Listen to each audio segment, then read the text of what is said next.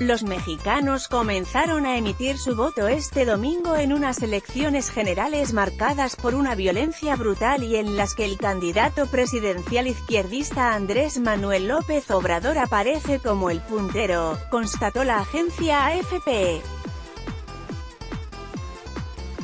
Más de 89 millones de mexicanos están convocados para elegir a su presidente, renovar el Congreso bicameral y varias gobernaturas, entre otros puestos locales, después de 3 meses de campaña en los que fueron asesinados más de un centenar de políticos. Con la promesa de un cambio radical, el izquierdista López Obrador busca hacer historia en México con una victoria contundente en las elecciones presidenciales de este domingo, en las que se perfila como ganador. Será un hecho histórico. Se consumará la victoria de todo un pueblo frente a la inmoralidad y la decadencia de los últimos tiempos, dijo López Obrador con aire triunfalista en su último acto de campaña ante decenas de miles de personas esta semana. En su tercer intento consecutivo de alcanzar la silla presidencial, AMLO, como se lo conoce entre los mexicanos, se presenta como el candidato antisistema y es el favorito en las encuestas, con más de 20 puntos por delante de sus contrincantes de los partidos tradicionales. Ricardo Anaya, impulsado por una coalición de derecha e izquierda, formada por el PAN, el PRD y Movimiento Ciudadano, y José Antonio Meade, del oficialista Partido Revolucionario Institucional, PRI, quien aparece tercero. Ya tuvimos al PRI y al PAN y fue un desastre, ahora es el momento del cambio, es el momento de Morena, la coalición que encabeza López Obrador, dice Carlos Miguel Salinas, instructor de educación física de 26 años. La hora de la izquierda. López Obrador, de 64 años, ha sabido capitalizar ese hartazgo en la segunda economía latinoamericana, tras un sexenio de gobierno de Enrique Peña Nieto, marcado por la corrupción y denuncias de violaciones a derechos humanos.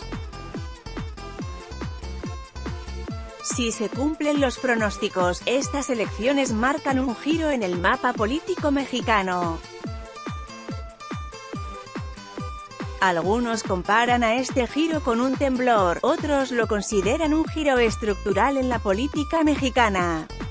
Lo cierto es que el sistema de partidos establecido se ha visto sacudido por el avance de Morena, opinó Duncan Wood, director del Instituto México en el Centro Woodrow Wilson. Las elecciones se han visto ensombrecidas por la campaña electoral más sangrienta de la historia reciente de México, con al menos 136 políticos asesinados desde septiembre, de ellos 28 eran precandidatos y 20 más candidatos cuando se inició el proceso electoral, según la consultora Etelect.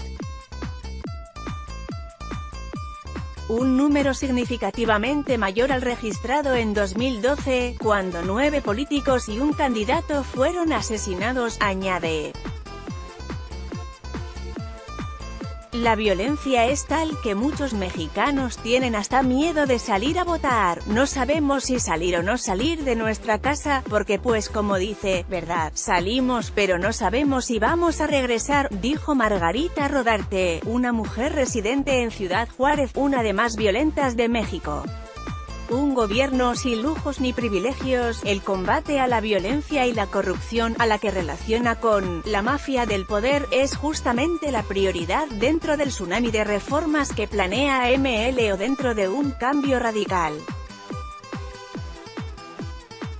En su proyecto de Nación 2018 a 2024 también pretende un rescate del campo, revisar millonarios contratos derivados de la reforma energética, un gobierno austero, sin lujos ni privilegios, y reducir sueldos de altos funcionarios públicos hasta en un 50%.